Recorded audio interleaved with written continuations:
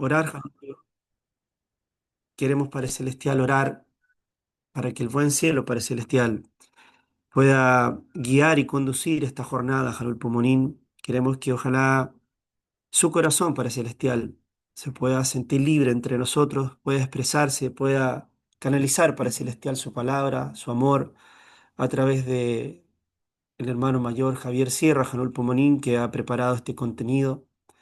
Jalul Pomonín, queremos también invitar siempre a nuestros antepasados que de alguna manera nos han ayudado, Padre Celestial, a estar aquí hoy enfrente a usted, enfrente a la providencia, enfrente a las circunstancias de vida que nos toca vivir, Jalul Pomonín.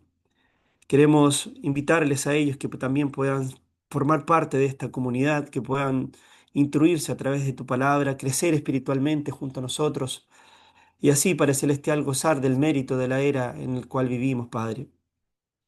Jalul Pomonín, no podemos ignorar el momento que vivimos, Padre Celestial, junto a nuestra querida Holy Mother Han. Nuestra Madre, Padre Celestial, se encuentra en prisión, en un lugar que ella no merece estar, Jalul Pomonín, en un lugar donde está pagando indemnización nuevamente por toda la humanidad, Jalul Pomonín.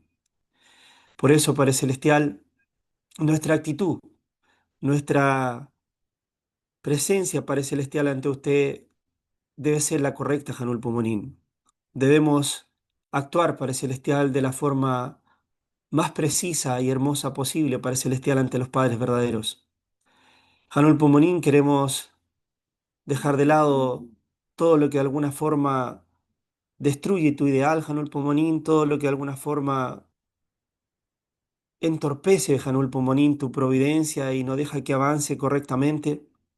Y limpiarnos, Padre Celestial, tener una mente abierta, Janul Pomonín, clara, pura, para que usted, pues, Janul Pomonín, pueda obrar a través de nosotros, Padre. Janul Pomonín, oramos para que así tu voluntad, Janul Pomonín, pueda ser realizada en este mundo, Padre. Para que a través de nosotros, Padre Celestial, a través de nuestra porción de responsabilidad entre usted y nosotros, podamos construir un mundo mejor, un mundo en el cual usted, Janul Pomonín, pueda habitar concretamente, Padre Celestial, junto a nosotros, Padre. Janul Pomonín, por favor, inspire a nuestro hermano mayor, Javier Sierra, Padre Celestial, para que sea un intérprete de tu palabra, de tu amor, de tu corazón, de tu espíritu, Padre, de tu providencia. Y así, Janul Pomonín, podamos entender el mensaje que tiene preparado para todos nosotros esta semana, Padre. Quiero así, Padre Celestial, en agradecimiento, informar esta oración en gratitud y en asistencia a nuestra Holy Mother Han y en mi propio nombre, Miguel Arias Lee, una familia bendecida central a Yu. Ok, muy bien.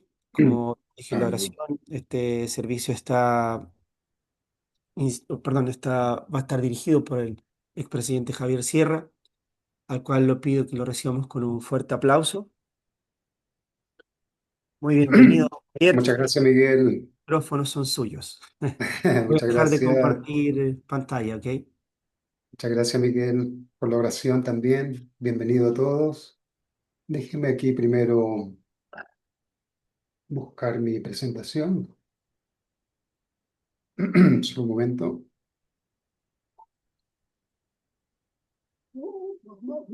Solo un momento. Uf, solo un segundo. Ahí sí.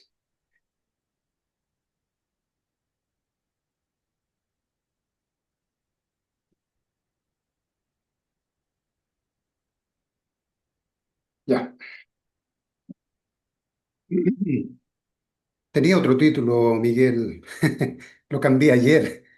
Lo cambié ayer. Tenía otro título totalmente diferente, pero algo en mi cabeza me decía, no, tiene que ser algo que esté conectado con lo que está pasando, con la madre. Y estamos terminando el año y la madre está detenida. Entonces, dar un sermón mirando hacia otro lugar, un poco, lo sentí un poco raro. Entonces, mejor voy a enfocar en lo que está pasando en nuestra comunidad. Voy a hacer una pequeña cronología de lo que yo siento ha sido la providencia de Dios. ¿Ah? Entonces, son puntitos.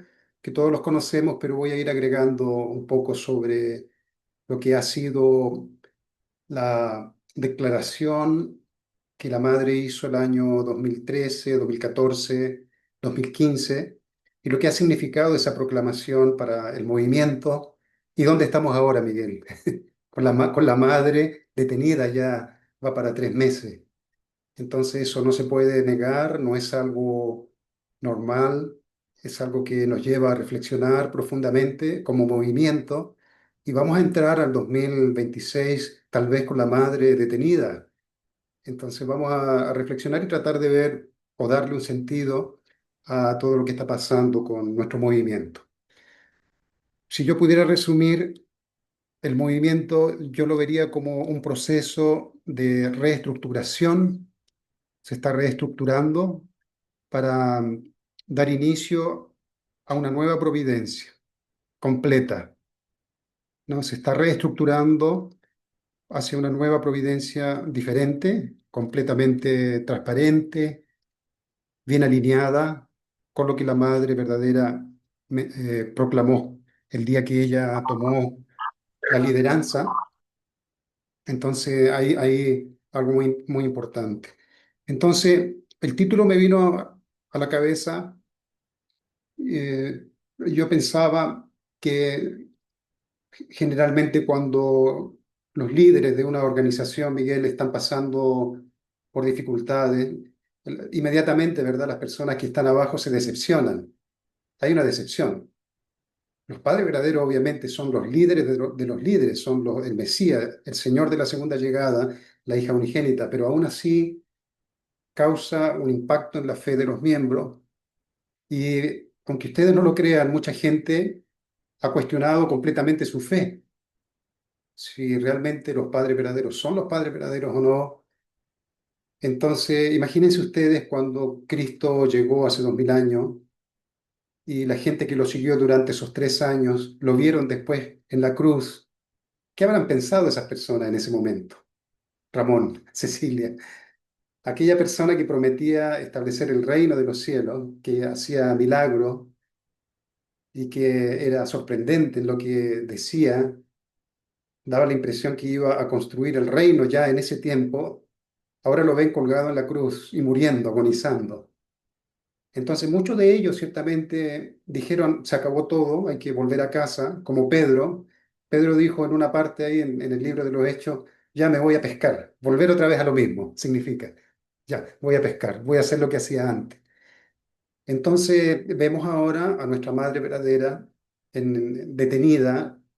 Todavía no es cárcel, digamos, de cárcel como una sentencia, sino que está detenida por un periodo de tiempo, pero ya es suficiente el impacto que produce para uno reflexionar sobre cuál es el valor realmente de los padres verdaderos, cuánto yo comprendo los padres verdaderos, de tal forma que no importa lo que suceda, no importa cómo el mundo reaccione y actúe en contra de los padres verdaderos o en contra de nuestra organización, cuánto es la profundidad que yo tengo, que mi fe, mi convicción no se mueve ni siquiera un milímetro.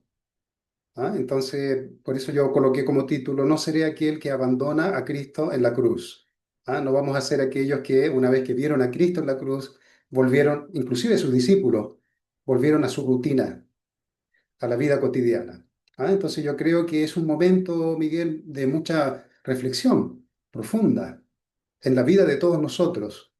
Entonces yo veo de la siguiente manera todo, voy a hacer una pequeña cronología y poniéndole como título los padres verdaderos, ¿no? Entonces vamos a ver cuál es el valor o la esencia de los padres verdaderos, comenzando allá por el padre verdadero que fue elegido por Dios a través de Jesús.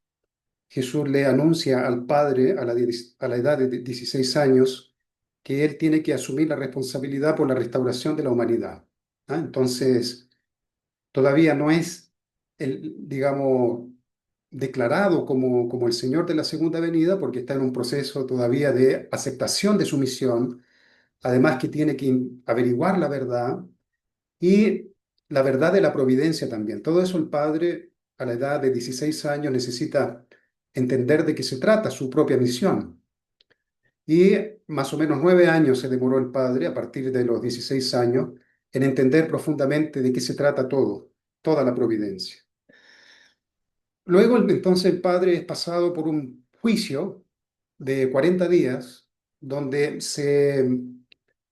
el padre pasa por un proceso de aprobación de lo que él descubrió, como un tipo de juicio.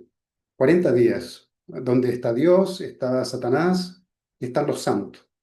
Todos están en contra del padre sobre la verdad que descubrió. El padre demostró que la verdad es verdad absolutamente. No es solamente un descubrimiento intelectual que el padre hizo de la verdad, sino que el padre siente la verdad en sí mismo, reconoce la verdad en sí mismo, entonces es una verdad absoluta. El padre no retrocede ni un milímetro sobre lo que descubrió de la verdad. Y después de los 40 días, porque inclusive Dios le decía, no, eso no es la verdad, los santos también le decían, no, eso no es la verdad, el padre pasó por ese proceso de prueba y es victorioso, entonces a partir de ahí el padre, con esa autoridad de haber descubierto la verdad, el padre comienza su ministerio. El padre verdadero debía al mismo tiempo tornarse uno con esa verdad, restaurando su relación con Dios hasta la posición de un hijo de piedad filial. ¿Ah? Entonces, ese era el estándar que el padre podría alcanzar en su relación con Dios de tornarse un hijo de piedad filial. Luego, el Padre verdadero descubrió la verdad del principio divino, como mencioné, y la enseñó a los líderes cristianos. El Padre comenzó a predicar y a enseñar esta nueva verdad a los cristianos. Y su misión pública, según lo que hemos entendido ahora a través de la Madre, era crear un fundamento cristiano que estuviera preparado para participar de las bodas del Cordero. ¿Ah? Por eso es un paralelismo con en la época de Jesús, cuando Jesús menciona las bodas, ¿verdad? Que la comida está lista, está todo listo, el rey ha preparado todo, pero los invitados no fueron dignos. Entonces el rey manda a buscar a gente de todas partes, gente que no estaba preparada, porque la gente preparada no cumplió su misión. Entonces las bodas representan las bodas del Mesías. Acá se repite lo mismo, el Padre crea un fundamento, debería haberse creado un fundamento con los cristianos preparados para entrar a las bodas del Cordero, que es el matrimonio del propio Mesías. Las bodas del Cordero serían realizadas, esta es otra revelación de la Madre verdadera, las bodas del Cordero deberían haber sido realizadas cuando Dios lo determina. ¿Ah? Entonces esto es una revelación muy impactante, es Dios quien revela cuándo son las bodas del Cordero, la cual estaban marcadas en la mente de Dios para el día 11 de abril de 1960. ¿Ah? Deberían haber sido las bodas del Cordero y fueron las bodas del Cordero ese día, ese mes y ese año, una vez que apareciera la hija unigénita preparada por Dios. ¿Ah? Entonces esa era la condición para poder dar inicio a las bodas del Cordero, a través de la cual, a través de la cual el linaje de sangre verdadero podría expandirse y dar inicio a la eliminación definitiva del pecado original en la tierra, a través de la hija unigénita. ¿Ah? Entonces ella trae esta sangre purificada como hija unigénita, a través de la cual entonces comenzaría el proceso dentro de la propia familia de los padres verdaderos, luego al resto de eh, la humanidad, ¿no? Se expandiría este fundamento de la purificación del pecado original. Por eso esta cualidad de la hija unigénita, semejante a Jesús, Jesús era el hijo unigénito de Dios, la madre, la hija unigénita, tenía esa cualidad, Ramón, que era una cualidad que sorprendió también a los judíos, cuando, por ejemplo, Jesús decía, mujer, por ejemplo, aquí en Lucas 7, 48, 49, Jesús dice, tus pecados son perdonados. Eso era una cosa, pero extraordinaria. Eso era algo fuera de cualquier realidad hasta ese momento que una persona se atribuyera el poder de perdonar los pecados.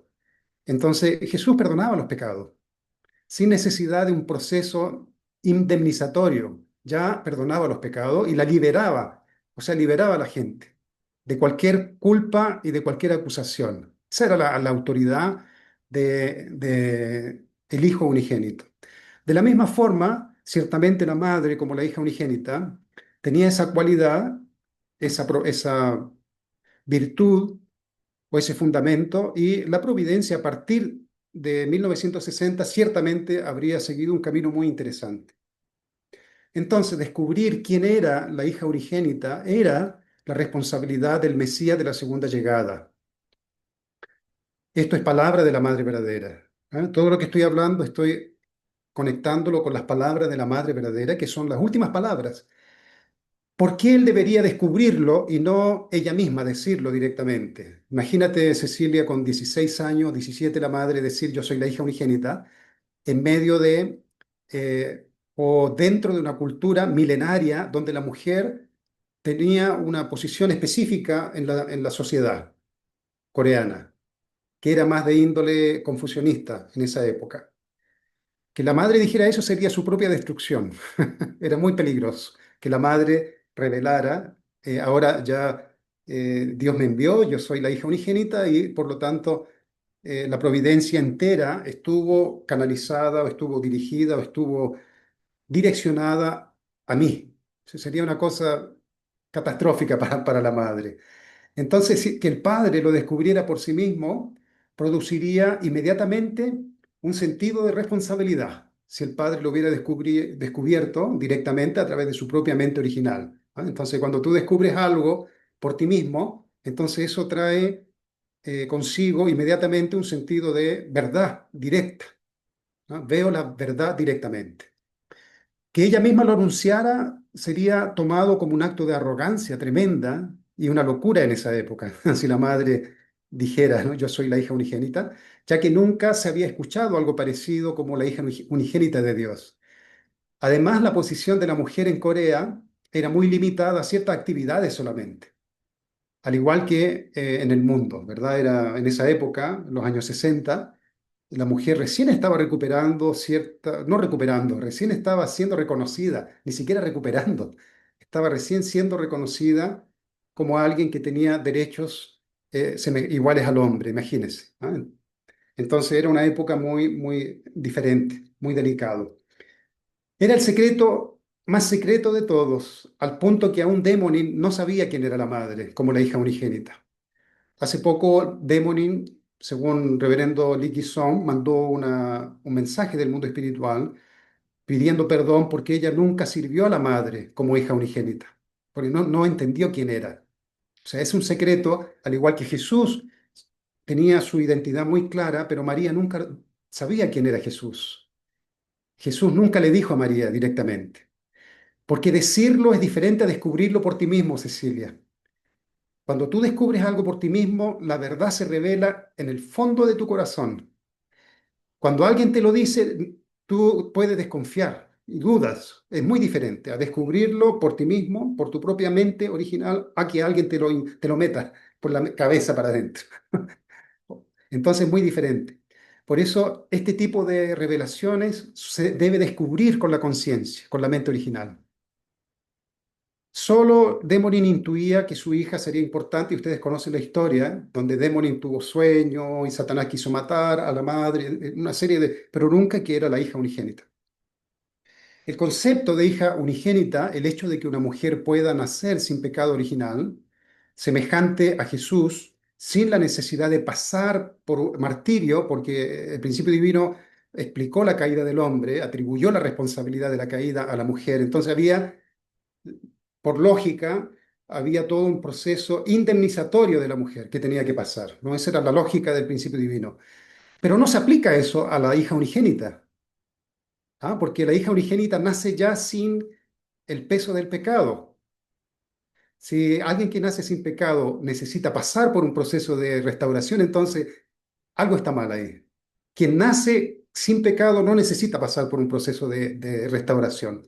Entonces, bueno, en esa época se entendía que la mujer, y especialmente la esposa del Mesías, para el entendimiento común de la gente que ignora o ignoraba quién era la madre, era normal pensar que la madre, como la esposa del Mesías, tenía que pasar por un proceso de restaurarse a sí mismo. Y conocemos, Cecilia, el curso que pasó la madre, 7 años aquí sin ver sin estar con su mamá cuando quisiera, en fin, pasó por un proceso bien difícil la madre verdadera. Entonces, el concepto de hija unigénita, el hecho de que una mujer pueda nacer sin pecado original, semejante a Jesús, sin la necesidad de pasar por martirio para restaurarse pagando por su pecado, era y es todavía una de las cosas más revolucionarias de este siglo, lo que la madre mencionó para nosotros, a partir del 2013 en adelante. Y me atrevo a decir que es una espina en el zapato que incomoda a mucha gente.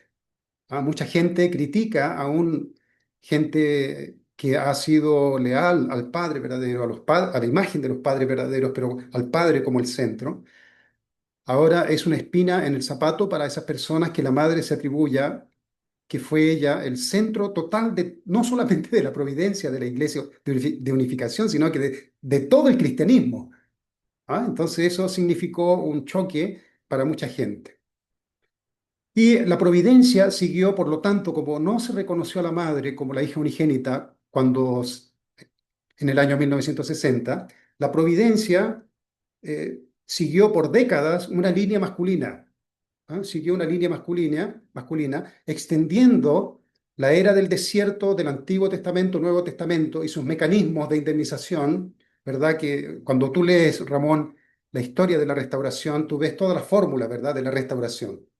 Ese mecanismo de restauración se extendió como una metodología de restauración después del año 60. Es decir, se continuó con el proceso de indemnización y de restauración sin que haya un cambio.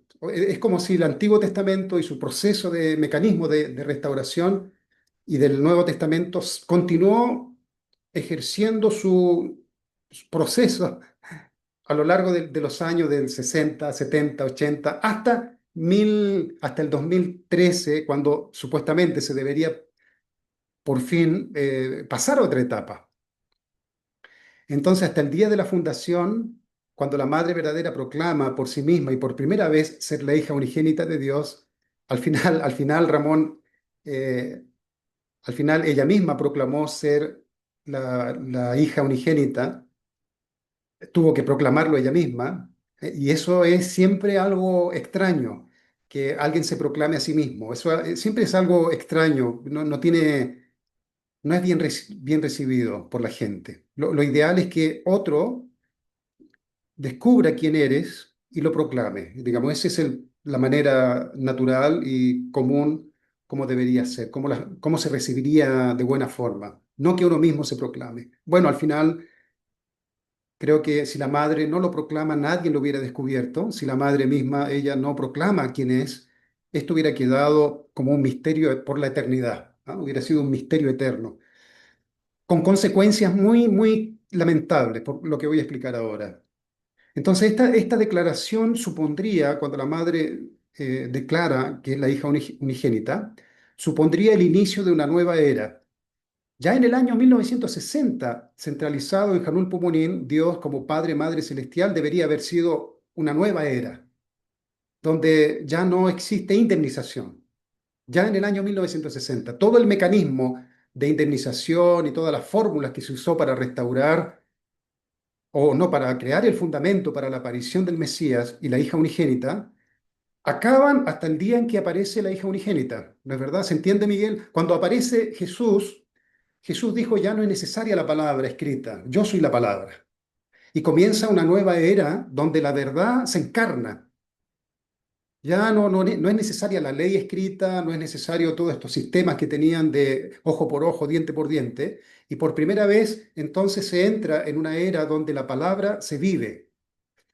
Sin embargo, con la Madre verdadera eso no sucedió. Jesús fue crucificado y el Antiguo Testamento se proyectó a través del Nuevo Testamento y en el año 1960, por el hecho que no se reconoció a la madre como la hija unigénita, no pudo detenerse esta mecánica, ¿no? Este proceso mecánico de la restauración por indemnización y continuó su proceso hasta el día en que la madre, el 2013, 2014, 2015, comienza a mencionar claramente que ella es la hija unigénita.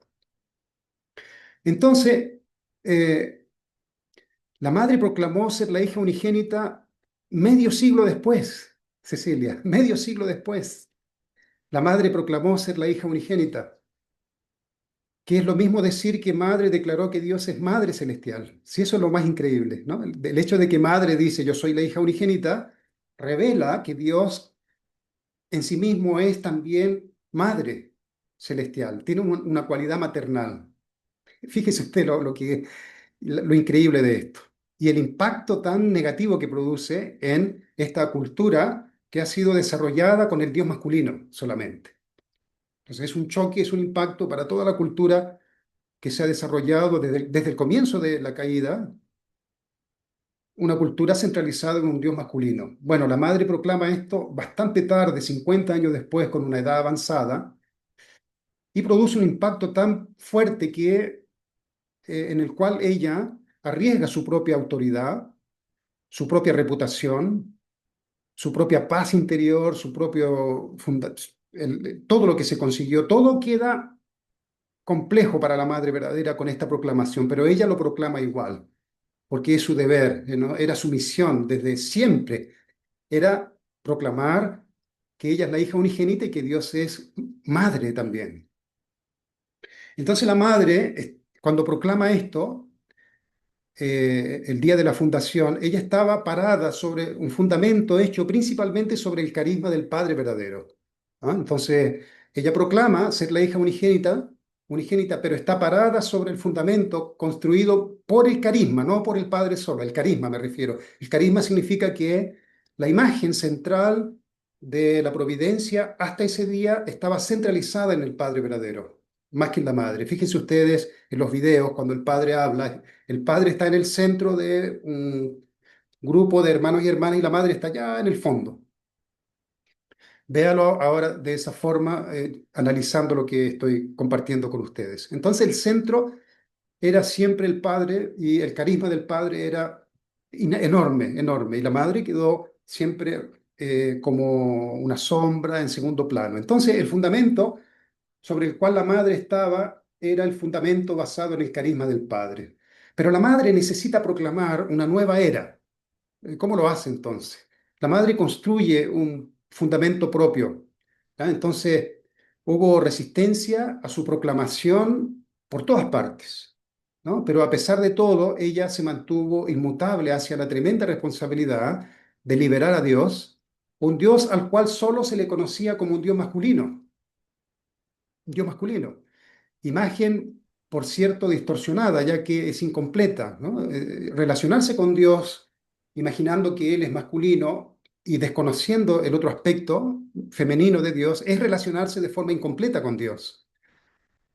Por ejemplo, sin la imagen completa no se puede tener una relación verdadera con Dios. Por eso es algo que no solamente afecta las relaciones humanas basado en la creencia en Dios, sino que también en las relaciones del orden social, digamos, de las relaciones sociales que se establecen basado en la creencia en Dios.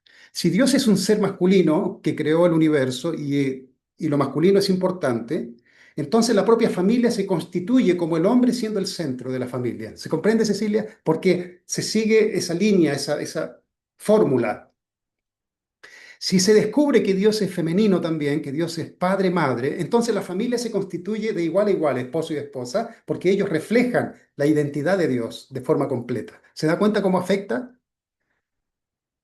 Por el hecho de que Dios se ha considerado solo masculino, la familia en sí, que es la réplica, entre comillas, incompleta porque hubo la caída, pero siguiendo la línea de la fe en Dios, se ha establecido al hombre como sujeto de la familia y a la mujer simplemente como un satélite que gira en torno a la familia y con la capacidad de tener hijos y cuidar las labores de la casa. Esa fue básicamente a lo largo de la historia el rol de la mujer. Eso es algo tremendo,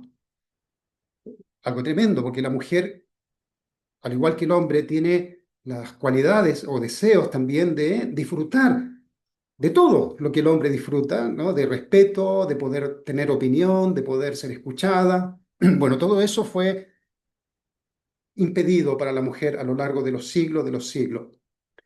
Si, por ejemplo, mire, si en una familia solo se reconoce al padre como el centro, ignorando a la madre, a esa relación no se le puede llamar familia.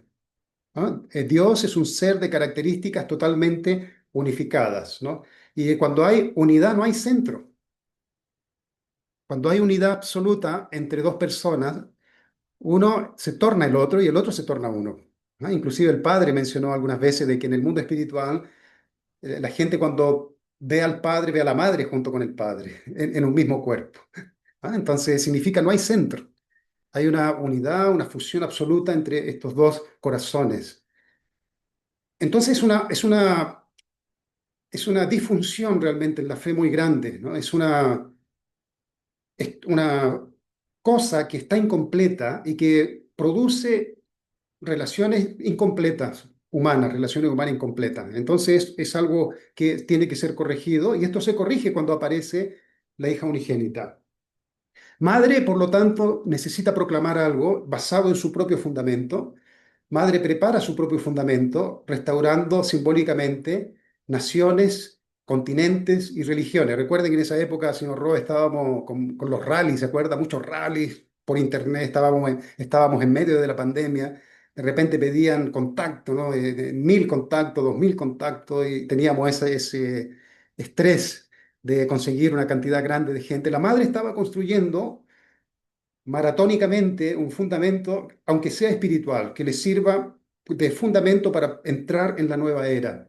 ¿Ah? Entonces, la madre restauró simbólicamente naciones, continentes y religiones, todo simbólico. Sobre esa base, la madre completa el palacio del Chongongun. Sobre esa base, la madre completa el palacio del Chongongun y anuncia una nueva era. Fíjese cómo voy a entrar en un tema delicado ahora, pero muy importante. Una era, dice la madre, varias veces la madre mencionó, una era donde no puede entrar ninguna energía negativa. ¿Se acuerdan, Ramón? ¿Ah? ¿Se acuerda? Señora Sáchico, la madre mencionó que en la nueva era no puede entrar ninguna sombra, dice, o energía negativa, ni una sombra. Una era donde todos los botones deben estar bien abrochados, dice la madre. Todo tiene que estar coherente con la nueva era. Una era del juicio, podemos decirlo, el juicio de la palabra, el juicio de la personalidad y el juicio del corazón. No voy a entrar en qué significa cada uno, pero es un juicio, es un escrutinio completo del ser humano, donde se chequea por todas partes la integridad de una persona, tanto en su palabra, tanto en su personalidad y en su corazón. Tiene que haber coherencia en todo, en esos tres aspectos de su naturaleza. Entonces, el juicio, fíjense ustedes qué interesante. La madre proclama que vamos a entrar en una nueva era una vez que se entregue en el palacio. Apenas la madre entrega el palacio, como una semana después o un mes después de esta ofrenda, comienza el juicio, siendo la madre verdadera la primera en tener que atravesarlo. El juicio, la madre verdadera es la primera que comienza a atravesar el juicio. Eso el padre lo mencionó algunas veces. El día del juicio, dijo el padre, la familia verdadera es la primera que debe entrar en el juicio. No puede ser de otra forma. Entrar o atravesar el juicio no significa ser culpable, Ramón. No significa que yo soy culpable. Atravesar el juicio no significa que, está atravesando el juicio, es culpable. No, se atraviesa este escrutinio, este observar desde todos los ángulos que la vida de esta persona es coherente absolutamente con lo que predica, con lo que practica, con lo que dice. Entonces, apenas la madre proclama la entrada al palacio, apenas la madre proclama que para la nueva era no se puede entrar sin sombra, ella misma es la primera que atraviesa por este juicio. Y un juicio muy profundo, que quiero compartirlo con ustedes también, que eso me ayuda a comprender por qué la madre es una excepción cuando la tienen allá encerrada, cuando se supone que Corea es la tierra donde se practica la piedad filial. Y parece que con la madre se hizo una excepción, una persona anciana de 83 años, 82, 83, que no se respeta en nada, no significa nada para ellos. ¿Por qué esa agresividad tan grande hacia una persona tan noble, tan maravillosa como la madre verdadera? Bueno, debe tener algún significado, que es lo que yo quiero. tratar de comprender y voy a compartir con ustedes aquí en el próximo slide.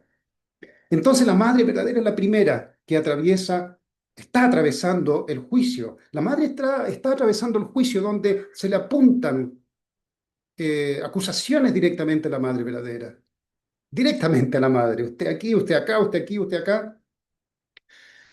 Entonces, atravesar por el juicio, que el padre verdadero o la madre verdadera esté atravesando por el juicio, también nos da a entender una cosa muy importante, que la verdad no hace excepción de personas.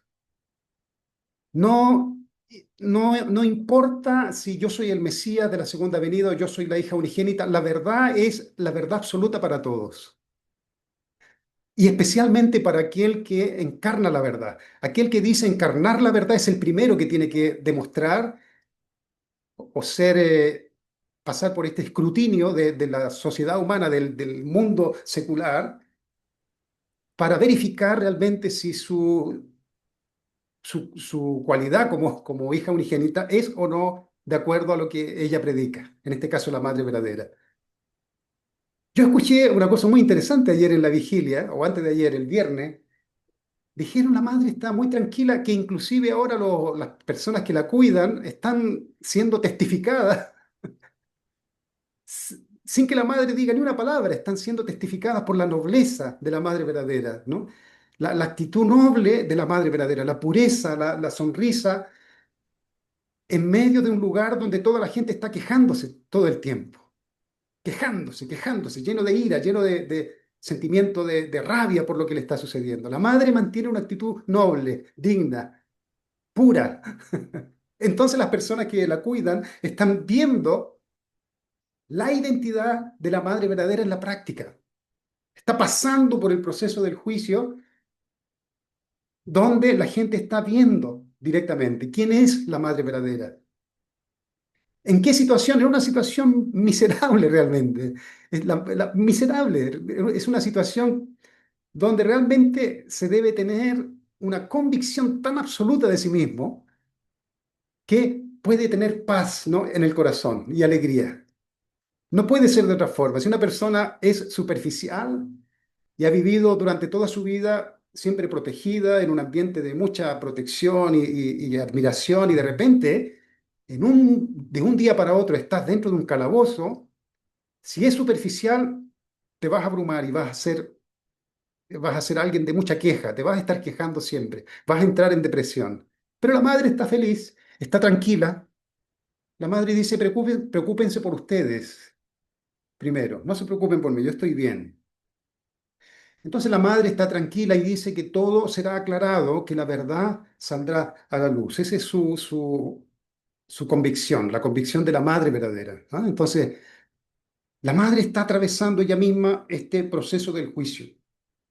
Cuando concluya esta etapa del juicio y la madre verdadera regrese a casa, ¿no? Ojalá que este año todavía la madre pueda regresar a casa. Bueno, si no regresa, pero ojalá regrese rápido. Si es el próximo año, que sea rápido igual.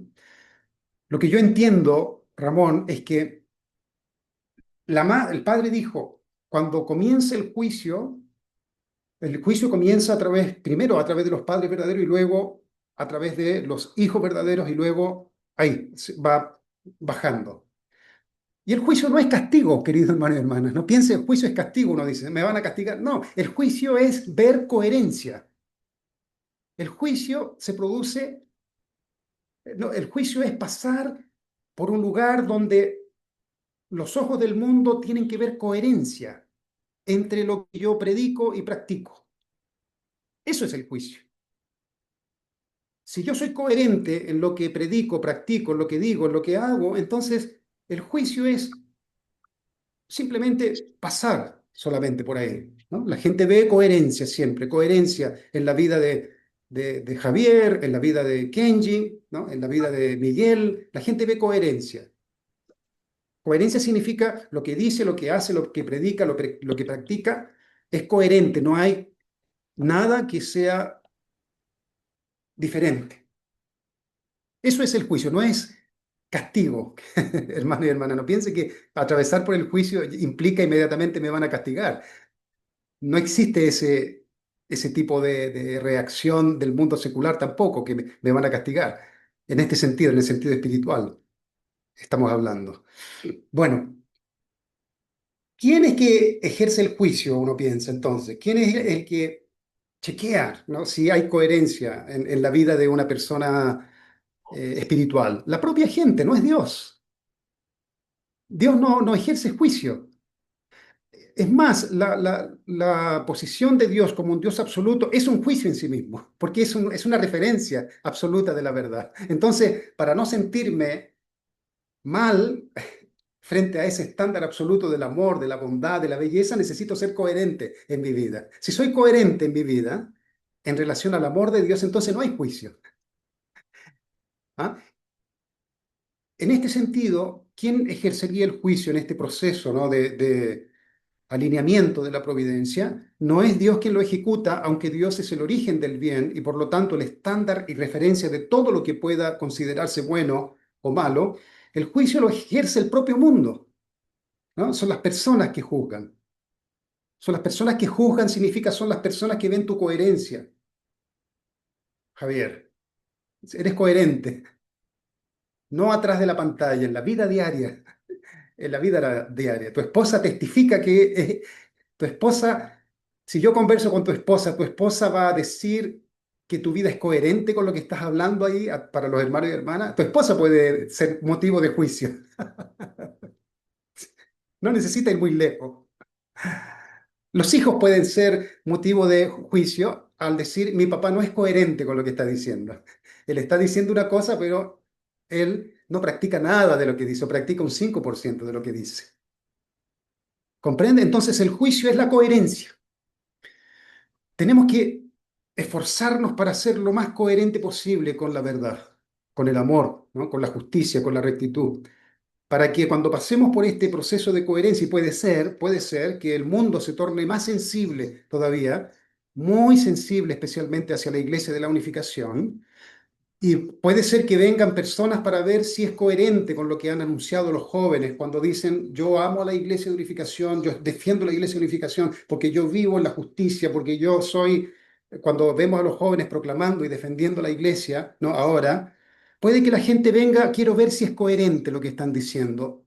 Quiero ver este joven que es coherente absolutamente con lo que está diciendo, ya que la iglesia se tornó conocida en Japón y se tornó conocida absolutamente en Corea. Entonces, cuando proclamamos ahora al mundo, señora Brigitte, proclamamos al mundo que somos, yo soy miembro de la Iglesia de Unificación, yo amo al mundo, yo amo a todas las personas porque aprendí esto de la Iglesia, la gente tal vez va a querer venir para sentir eso, no en la palabra, sino que en la vivencia. Quiero sentir, respirar esto y quiero ver si esto es verdad. Si es coherente, si se siente que hay coherencia, entonces la gente va a decir es verdad. ¿Ah? Lo que dice, lo que practica, lo que hace es coherente con la verdad, es cierto. Entonces se atraviesa el periodo del juicio sin sentir remordimiento en la conciencia. Entonces son las personas las que van a ejercer este proceso de juicio. Fíjese usted qué interesante si nosotros hacemos un paralelo con la madre. Dios le dijo a Satanás en el caso de la historia de Job, Satanás le dice, mira, Job se muestra una persona muy leal, muy buena contigo, pero quítale todo lo que tiene y te apuesto que él va a maldecirte. Hasta por los pies te va a maldecir. Satanás le dice. Y Dios le dice, no, si le quito las propiedades, si le quito todo, no, yo sé que él es íntegro. Y Satanás le dice, pero quítale la familia.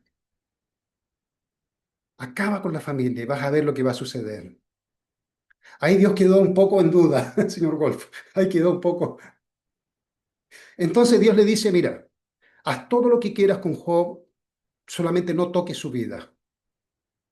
O sea, había una garantía, ¿no? Es la garantía de una parte de ti que Dios sabe que eres absolutamente verdadero.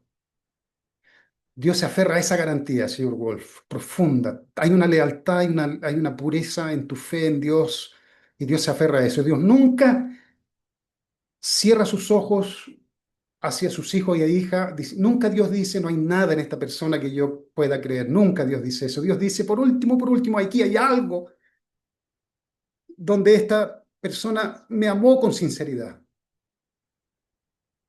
y yo lo protejo, protejo su vida. A todo el resto, tal vez todo el resto realmente es superficial, tal vez Job es superficial en todo el resto, es codicioso, es glotón, es ambicioso. Puede que tenga razón, porque hubo una duda, pero Dios se aferró a una parte profunda del corazón de Job, que Dios en algún momento vio en Job, donde Job amó profundamente a Dios y le dio la garantía a Job de proteger su vida. Es una enseñanza, ¿no? Dios nunca va jamás a decir, yo no creo absolutamente en ti en nada. No hay nada que yo pueda decir que yo pueda confiar en ti. Siempre Dios va a encontrar algo dentro de uno. Siempre hubo algún momento donde nosotros estuvimos o fuimos sinceros con Dios cuando le dijimos te amo, Dios. Siempre hubo, aunque haya sido un segundo tan rápido que nos olvidamos, Dios no se olvida y Dios aferra a esa experiencia. Si hubo alguna falta en él, fue entonces, aunque en algunos momentos Job, entonces Lucifer castigó a Job, lo castigó realmente con enfermedades, hubo todo tipo de enfermedades, creo que tuvo sarna y tuvo, ¿cómo se llama esta inflamación, Miguel, que les da a las personas que te inflama, te hace una infección? Furúnculo, furúnculo. Si los que han tenido furúnculo saben cómo es doloroso eso, especialmente cuando salen ahí en una zona que es difícil. No Dios, Satanás, según la Biblia, llegó al límite, al límite, al límite, al límite, al límite. Después su propia esposa dijo, Job, ¿cómo puedes creer en Dios? Perdiste todo, perdiste tus hijos, perdiste todo. Aunque en algún momento Job llegó a un límite y cayó en depresión. Job cayó en depresión. Mire, es muy interesante cómo Job entra en un diálogo con Dios. Y Dios le dice a Job, ¿quién te crees tú, Job, para cuestionar quién soy? ¿Acaso tú creaste el mundo? ¿Acaso tú sabes cómo se crearon las estrellas? Y hay un diálogo bien interesante entre Job y Dios, donde Job dice, no me consideres, no te preocupes, lo dije solamente porque estoy enojado. Y entonces, finalmente, a pesar de todo, a pesar de que Job llegó al límite, al límite, al límite, nunca Job maldijo a Dios y nunca cerró su corazón a Dios. Fíjese qué profundo. Finalmente Job recuperó todo lo que había perdido, sus hijos que murieron no, obviamente, tuvo otra familia, creció su familia de nuevo, y si hubo alguna falta en él, consciente o inconsciente, fue purificado a través de ese proceso, Job. Lo quiero conectar con la madre. Va a ser delicado lo que voy a compartir, pero para mí los padres verdaderos son santos, señor Wolf. No se le puede atribuir culpa. Cualquier movimiento que hicieron los padres verdaderos fue siempre basado en el amor a Dios y en su deseo de consolar el corazón de Dios. Pero voy a compartir algo para como que es lo que estoy buscando, de tratar de entender por qué la madre está pasando por este proceso tan complejo, tan injusto, y por qué ella está tan tranquila. ¿Cómo es que puede estar tan tranquila? Hay algo más. Entonces, miren, Job 1:12 al final, dijo Jehová a Satanás, he aquí, todo lo que tiene está en tu mano, todo lo que tiene Job, solamente no pongas tu mano sobre él. Y salió Satanás delante de Jehová, y bueno, hizo toda esa tragedia para Job, y Job finalmente restauró todo, ¿no? No pecó contra Dios. Madre verdadera, a pesar de que su anhelo es establecer el mundo ideal, comenzando con Corea, ¿no? Ya ha dejado clara, por lo menos para nosotros, los más abiertos de mente, porque aunque no lo crean, algunas personas están dando conferencias de que Dios es principalmente masculino. Dios es una imagen masculina. No puede atribuírsela a Dios. Hanul Pumonin, Padre y Madre Celestial. Eso es como distorsionar la imagen de Dios. Hay ese tipo de pensamiento en nuestra comunidad. Pero para los que tienen una mente abierta y han escuchado a la Madre con su corazón, con su mente original, entonces hemos descubierto que Dios era desconocido para nosotros. ¿Ya? Era solo una imagen masculina. Entonces la Madre, a pesar de todo lo difícil que ha sido para ella, por lo menos esto quedó claro ya. Quedó claro, la imagen de Dios como Padre, Madre Celestial. Es una era donde las mujeres pueden abrir sus corazones a Dios, que las puede entender directamente. Tú puedes conversar con Dios como conversarías con una mujer, Cecilia. Ustedes las mujeres saben que es difícil conversar con los hombres para entenderlas profundamente, pero cuando conversas con otra mujer se entienden. Puedes conversar con Dios como una mujer, no como tu papá. Conversa, o si tú has tenido más relación con tu mamá, hermano, conversa con Dios como tu mamá. Se abrió ahora esa posibilidad. No estamos nosotros limitados a tener la imagen paternal solamente de Dios. Busca a Dios en su aspecto femenino, maternal. Hace esa curva en la relación con Dios. Entonces, puedes abrir tu corazón completamente como mujer hacia otra mujer. Dios es la fuente de tu naturaleza femenina, la fuente de tu naturaleza femenina. Entonces vas a sentir comprensión en tu corazón cuando sientas el corazón de Dios femenino. No lo hacemos porque nunca hemos experimentado el corazón de un líder femenino. No hay referencia. La madre debería haber mostrado por primera vez esa relación femenina con los miembros. La madre, en el año 60 en adelante, debería haber abierto esta experiencia hacia una relación femenina entre su naturaleza femenina con los hermanos y hermanas y haber quebrado ya esa estructura que quedó sólida en la historia de un Dios que es puramente masculino, un padre, un Dios rígido. No se dio esa situación y la madre ya en el año 2013 la madre ya era setentona. No tiene tiempo la madre para explorar este corazón de Dios femenino con los hermanos y hermanas. ¿Ah? Entonces, solo Dios puede revelarles ahora a las hermanas su verdadero valor. Descubre tu valor en Dios femenino, descubre el valor de Dios como hermana que eres, como madre, como hermana, como abuela, como tía, como hermana. Descubre el valor de Dios. Si descubres el valor de Dios como, como la identidad de Dios femenina en ti, entonces se acaba inmediatamente el sentimiento de inferioridad. Si tú sientes la naturaleza de Dios femenina, acaba el sentimiento de inferioridad como mujer, si siente cierta inferioridad, que es la carga que cargan las mujeres. ¿Ah? Entonces, tú tienes valor. Los hermanos tienen que ayudar a amar a sus esposas, dejar que hablen, dejar que se expresen, escuchar con atención. Cuando ellas quieren hablar, generalmente nosotros nos cerramos y interrumpimos y no dejamos que ellas se expresen. ¿No? Y entonces no permitimos tampoco nosotros comprender ese otro aspecto. Tenemos a Dios al lado nuestro y le cerramos la puerta del corazón.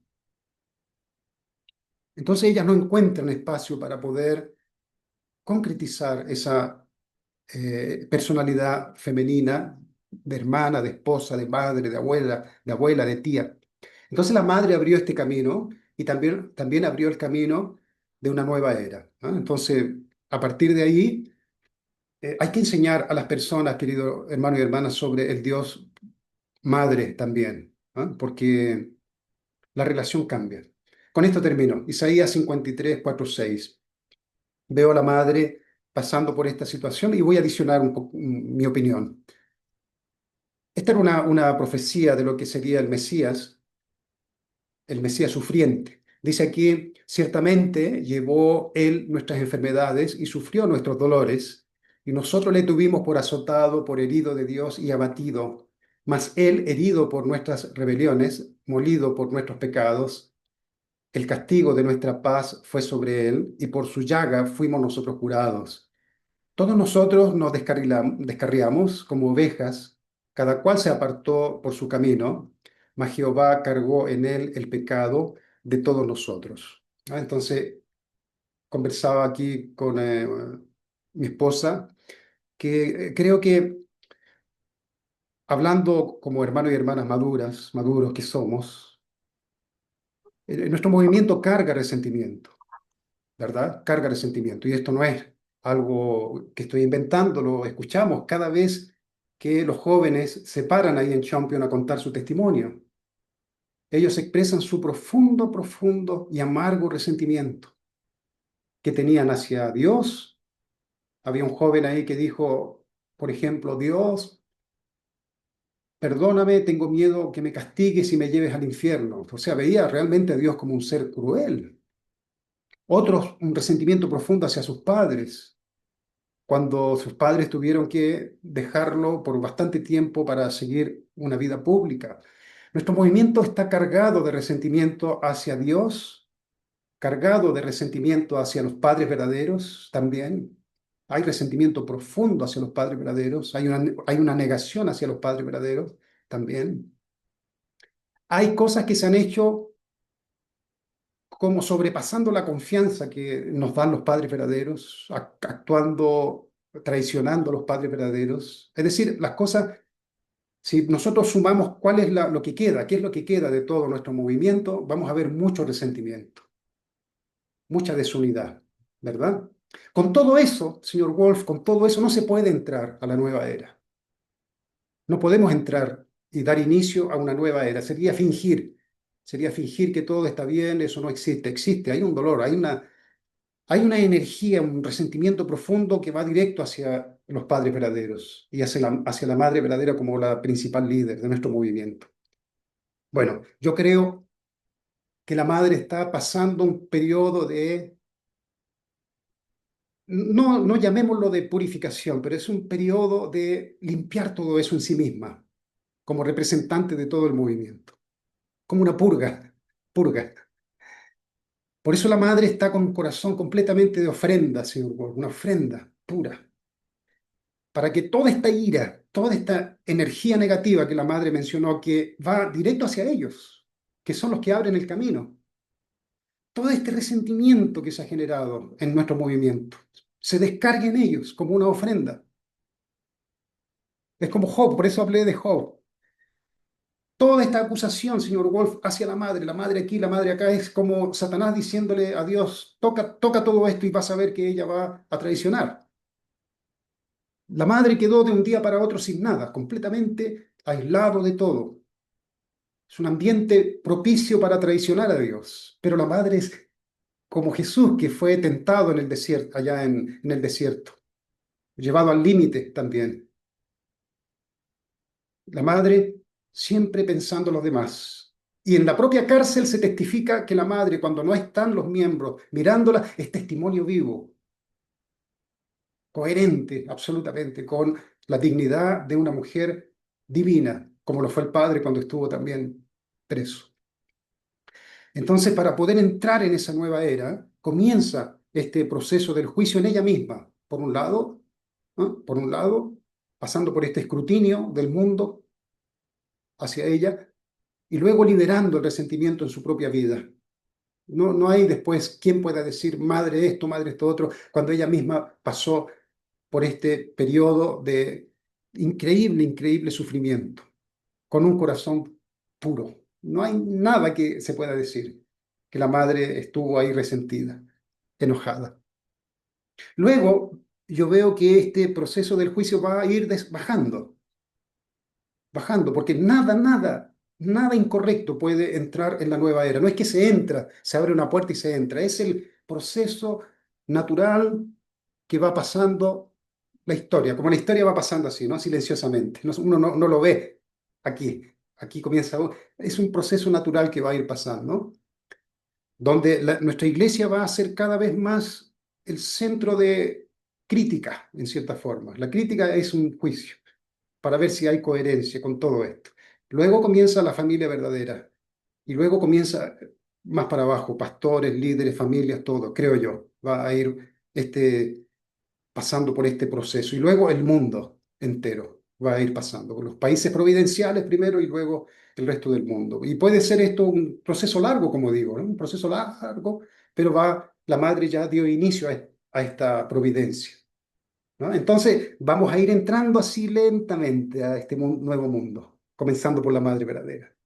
Vamos a ir entrando a esta nueva providencia. Por eso yo veo que esto que está sucediendo con la madre es trágico por un lado, pero la madre ve otra cosa. La madre dijo, ahora entiendo todo. La madre dijo, ahora tengo claro todo o entiendo todo, dijo. Significa que la madre sabe bien lo que está pasando con ella como representante de Dios aquí en la tierra y de todas las mujeres.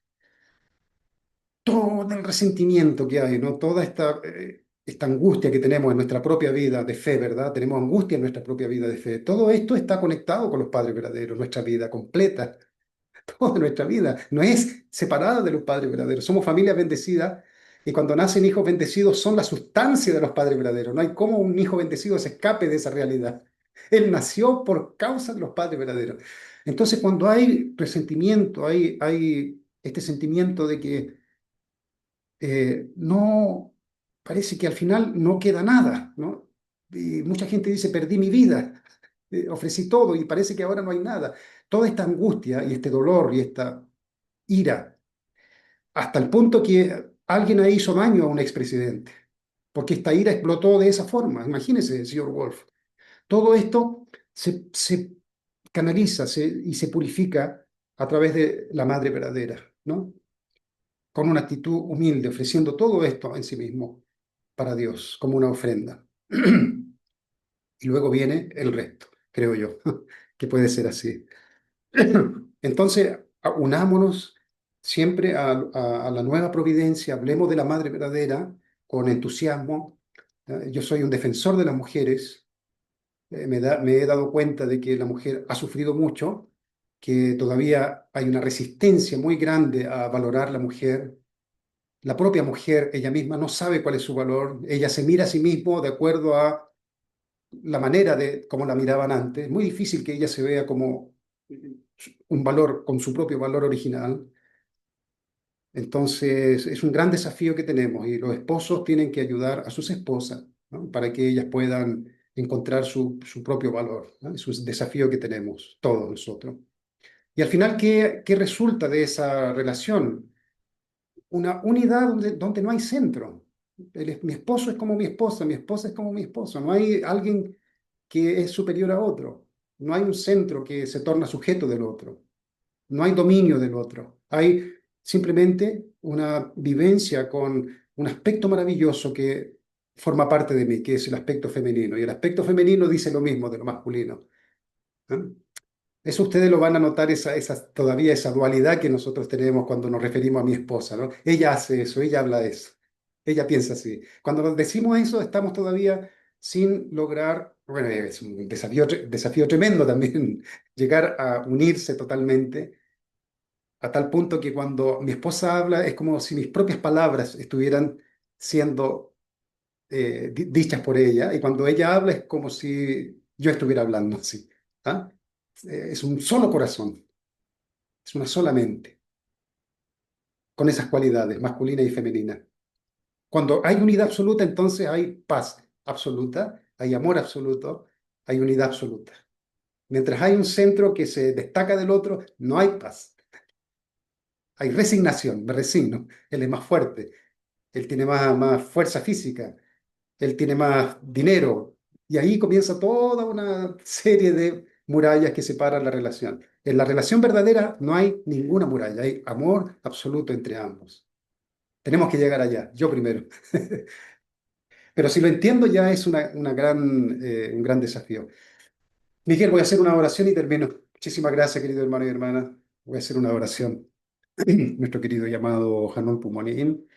Muy buen día, muchísimas gracias por este momento que pudimos compartir algunas palabras con hermanos y hermanas de Chile y de Alemania, Padre, y así ahondar más sobre esta época que estamos viviendo. Es una nueva era con la Madre Verdadera. Y necesitamos explorar, conocer más, profundizar más.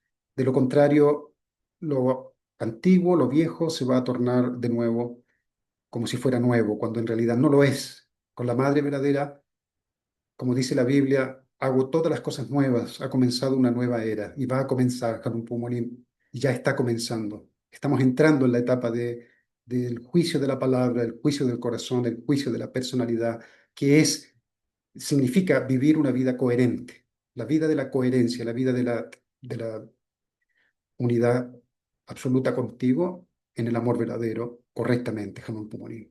Por favor, bendice a todos nuestros hermanos y hermanas y en especial que puedas proteger siempre la salud de la Madre verdadera, que pueda salir pronto y que las cosas se aclaren y podamos vivir y realizar nuestras actividades con alegría y en paz.